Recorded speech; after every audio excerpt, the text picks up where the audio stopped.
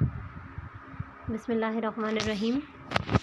Dubai International Public School and College Mansehra, class 9, subject biology, chapter bioenergetics, topic ATP as a energy currency of cell. ठीक है, अब जैसे कि हम जानते हैं कि सेल को एनर्जी जो प्रोवाइड होती है in the form of ATPs provide होती है। हमारी बॉडी में जो भी ऑर्गेनिक फूड हम लोग लेते हैं तो वो क्या होती है, एटीपीज़ में कन्वर्ट हो जाती है और हमारी बॉडी को एनर्जी प्रोवाइड हो जाती है।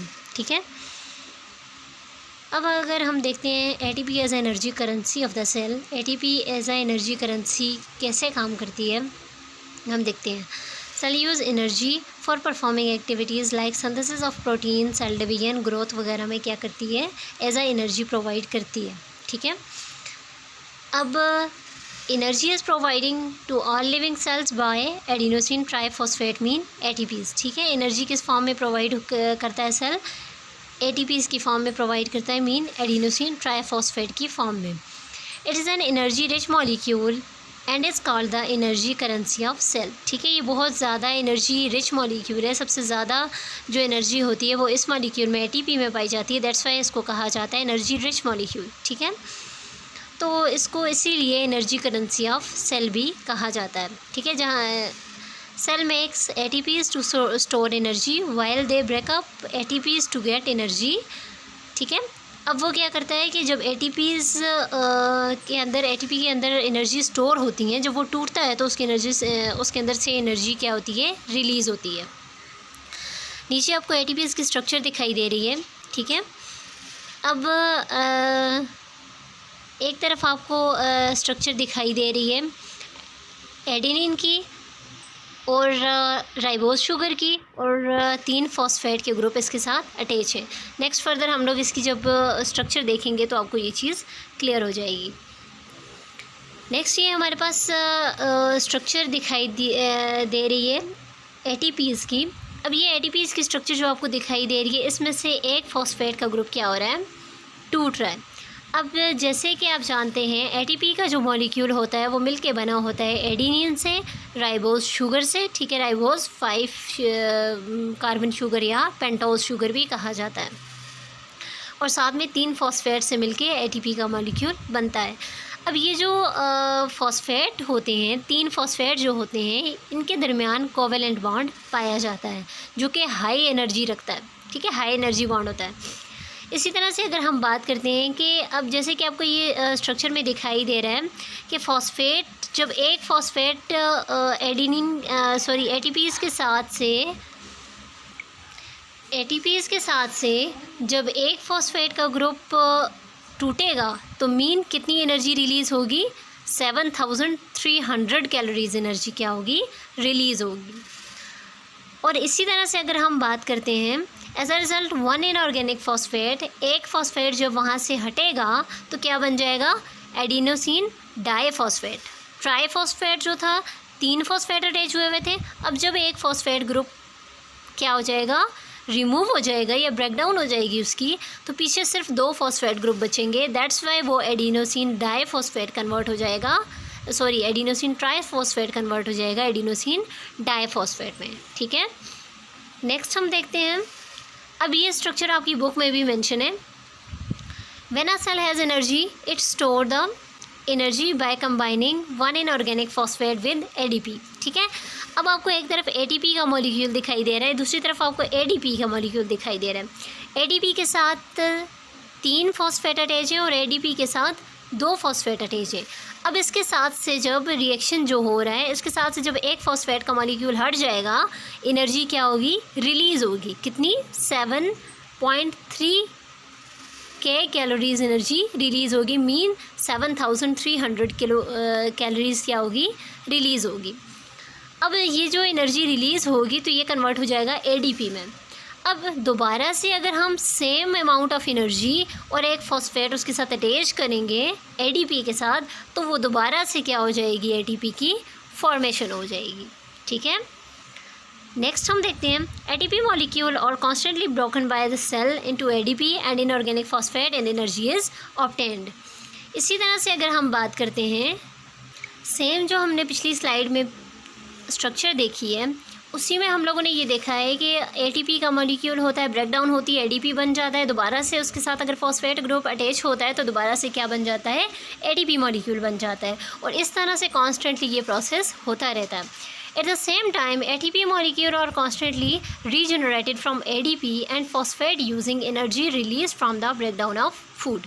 ठीक है, this is how constant cycle of ATP break down and reformation goes in the living cells. ठीक है, अब ये कॉन्स्टेंटली ये प्रोसेस जो है एटीपीज़ बनने का और टूटने का, ये कॉन्स्टेंटली ये प्रोसेस सेल के अंदर होता रहता है।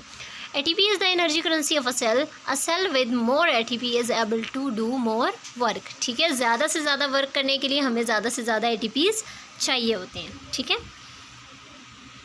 नेक्स्ट हम देखते हैं फोटोसिंथेसिस। अगर हम फोटोसिंथेसिस की बात करते हैं तो हम कहते हैं अ लाइफ सस्टेनिंग प्रोसेस। ठीक है, लाइफ सस्टेनिंग प्रोसेस होता है फोटोसिंथेसिस। ये जो फोटोसिंथेसिस है ये वर्ड ऑलरेडी डिराइव है 2 वर्ड से, photo and synthesis. That means photo mean light and synthesis mean manufacture या प्रिपेयर्ड बनाना। ठीक है, अब लाइट बनाना तो ये कोई प्रोसेस नहीं है, लाइट के थ्रू जो फूड बनने का प्रोसेस है that is known as photosynthesis.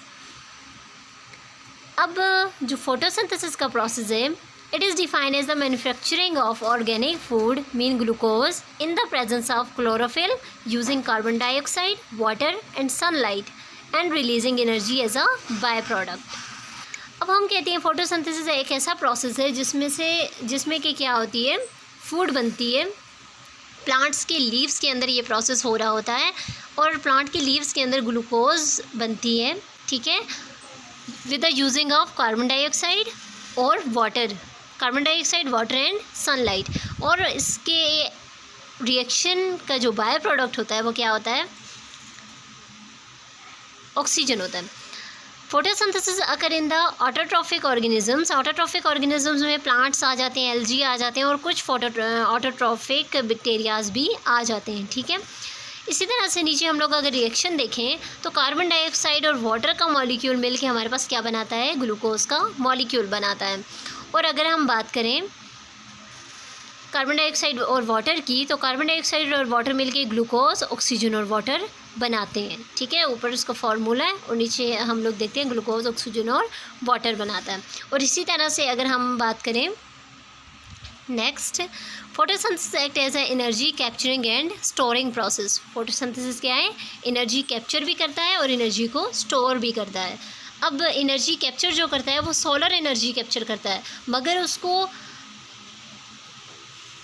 Mechanical energy में जब कन्वर्ट करता है तो वो क्या करता है, in the form of mechanical energy वो क्या कर लेता है, स्टोर कर लेता है।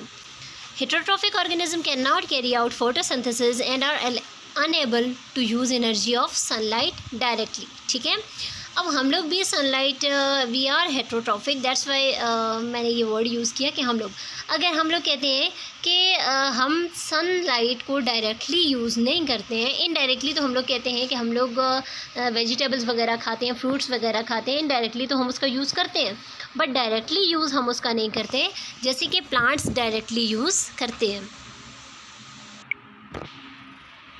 इसी तरह से अगर हम हेटेरोट्रॉफिक की ऑर्गेनिज़म्स की बात करें तो हेटेरोट्रॉफिक ऑर्गेनिज़म्स जो होते हैं वो डिपेंड करते हैं लाइट पे, बट इनडायरेक्टली डिपेंड करते हैं, डायरेक्टली लाइट्स पे डिपेंड नहीं करते। ठीक है, इनडायरेक्टली जैसे कि प्लांट्स वगैरह पे डिपेंड करते हैं। Photosynthesis also provide oxygen which is used by all aerobic organisms for respiration. ठीक है, फोटोसिंथेसिस एरोबिक ऑर्गेनिजम्स की रिस्पायरेशन के लिए भी क्या होता है, इंपॉर्टेंट होता है। जैसे कि अगर हम लोग बात करें फोटोसिंथेसिस से जो ग्लूकोज रिलीज़ होती है, जो ग्लूकोज बनती है, इसके अलावा जो ऑक्सीजन बनती है, तो वो ऑक्सीजन क्या होती है, हेटेरोट्रॉफिक ऑर्गेनिजम्स के लिए बहुत ज़्यादा इम्पॉर्टेंट होती है। ठीक है, अब सनलाइट के ज़रिए एनर्जी प्रोड्यूस करते हैं प्लांट्स, और इसके अलावा क्या करते हैं, कार्बन डाइऑक्साइड, वाटर और सनलाइट को यूज़ करके अपनी फूड बनाते हैं। आई होप सो आज का लेक्चर आपको समझ आया होगा। Thanks for watching. अल्लाह हाफिज़।